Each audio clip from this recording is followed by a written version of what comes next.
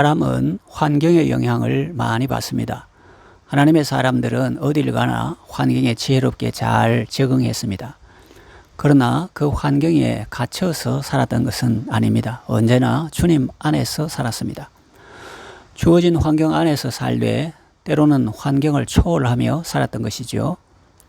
이 시간에는 환경과 사명이라는 제목으로 말씀을 드리겠습니다.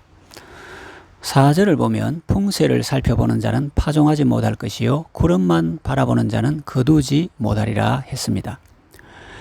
꾀가 너무 많으면 안 된다는 것입니다. 씨를 뿌리려 하다가도 오늘은 바람이 부네 괜히 씨를 뿌렸다가 씨만 날려버리겠다 하다가 보면 씨를 뿌릴 때를 놓쳐버리기 쉽습니다.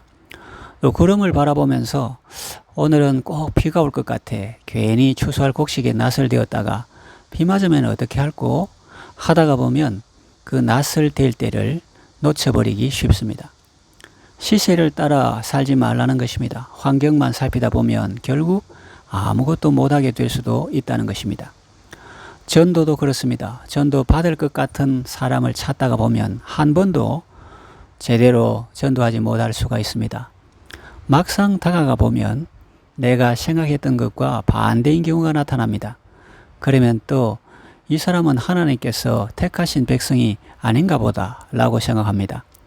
날씨가 더우면 다 옷을 벗고 있을 텐데 어떻게 들어가나 라고 생각하고, 또 날씨가 추우면 날씨가 추워서 사람들이 문을 꼭꼭 닫고 있는데 어떻게 문을 열어달라고 하나, 오늘 같은 날은 가지 않는 것이 좋다라고 생각합니다. 또 오늘은 비가 오는데 청성맞게 우산 쓰고 가서 어떻게 전도하나 라고 생각합니다. 이렇게 풍세를 바라보면 절대로 씨를 뿌리지 못합니다.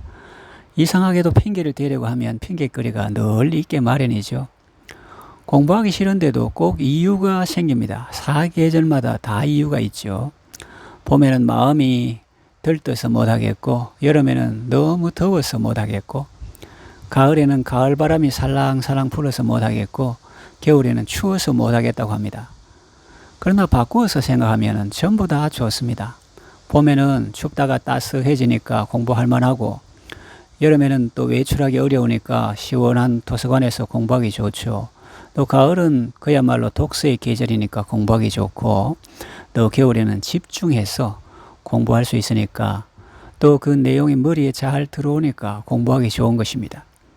그러나 반대로 생각하면 아무것도 안 되겠죠. 환경을 자꾸 나쁘게 보면 씨를 뿌릴 수도 없고 열매를 거둘 수도 없습니다. 그러니 환경을 보고 일하지 말고 사명을 따라 일해야 하는 거죠. 구제하는 것도 너무 계산하고 판단하면 할 수 없습니다. 하나님 앞에 나와서 예배하고 봉사하는 것도 마찬가지입니다. 환경을 따지다 보면 선한 역사는 아무것도 하지 못하고 가게 됩니다. 환경을 극복하고 오히려 기회로 삼아야 합니다. 위기도 기회도 삼는데요. 예상치 못했던 어려움이 찾아와도 그것을 위기로 보지 말고 기회로 보아야 합니다.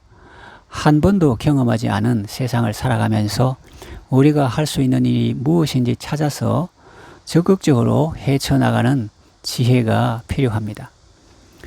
5절에 보면 바람의 길이 어떠함과 아이벤 자의 태에서 뼈가 어떻게 자라는지를 네가 알지 못함 같이 만사를 성취하시는 하나님의 일을 네가 알지 못하느니라 라고 말씀합니다. 내가 무엇이든지 다 알려고 하면 안 됩니다. 요한복음 3장 8절에 바람이 임의로 불매 네가 그 소리는 들어도 어디서 와서 어디로 가는지 알지 못하나니 성령으로 난 사람도 그러하니라고 말씀했습니다. 사람은 모든 것을 다 알지 못합니다. 아이가 잉태되어 어머니 뱃속에서 뼈가 어떻게 형성되는지 모르지 않느냐는 말씀은 모든 일의 결과를 하나님이 주신다는 것입니다. 우리는 알지 못하는 부분이 너무 많습니다. 그러니 겸손히 순종해서 하나님이 원하시는 대로 심기만 하라는 겁니다. 그러면 하나님께서 합당한 때에 합당한 결과를 주신다는 것입니다. 6절 말씀을 보면 너는 아침에 씨를 뿌리고 저녁에도 손을 놓지 말라.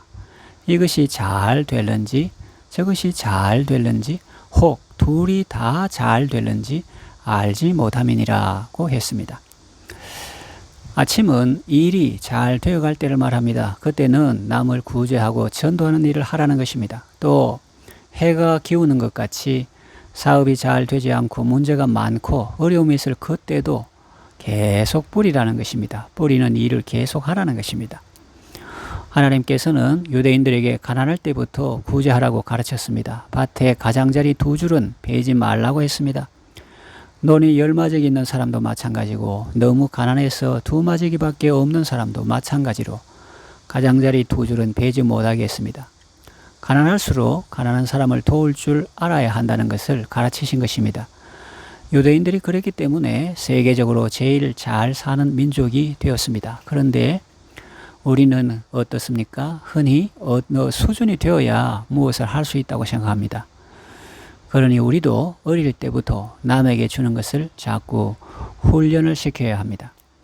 아침에 뿌린 것이 잘 되는지 저녁에 뿌린 것이 잘 될는지 낮에 뿌린 것이 잘 될는지 모른다는 것입니다.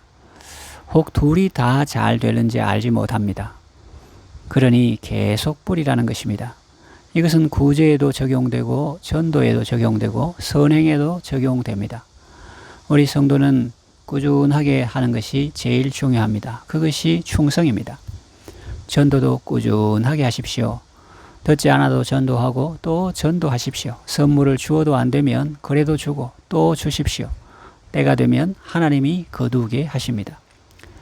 이 말은 환경을 무시하고 막무가내로 하라 그런 의미는 아닙니다.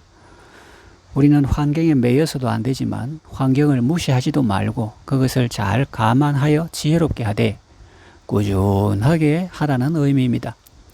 우리가 낙심하지 아니하면 하나님이 반드시 삭이 나게 하시고 열매를 거두게 하십니다. 낙심하지 말고 계속 구제에 힘쓰시고 전도에 힘쓰시고 기도에 힘쓰십시오. 기도도 심는 것입니다. 헌금도 심는 것입니다. 나는 그저 하나님의 약속을 믿고 계속 뿌리면 됩니다. 때가 되면 하나님의 약속의 성취를 체험하게 됩니다. 하나님의 은총을 맛보게 됩니다.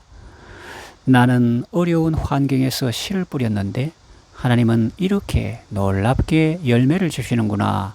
그렇게 깨닫고 감사하게 되는 것입니다. 이제 말씀을 정리하며 맺으려 합니다. 주위 환경에 너무 매이지 마십시오. 사명은 주위 환경을 바라보고 하는 것이 아니라 하나님을 바라보고 수행하는 것입니다. 환경을 잘 살피되 거기에 매이지는 말고 어떤 환경에서든지 하나님께서 맡기신 사명을 수행하십시오. 하나님의 지혜를 구하십시오. 하나님을 바라보고 최선을 다하면 하나님께서 은혜를 주십니다. 열매를 주십니다. 어떤 환경에서든지 하나님을 바라보며 하나님께서 맡기신 사명을 충성스럽게 수행하는 지혜로운 성도가 되시기를 바랍니다.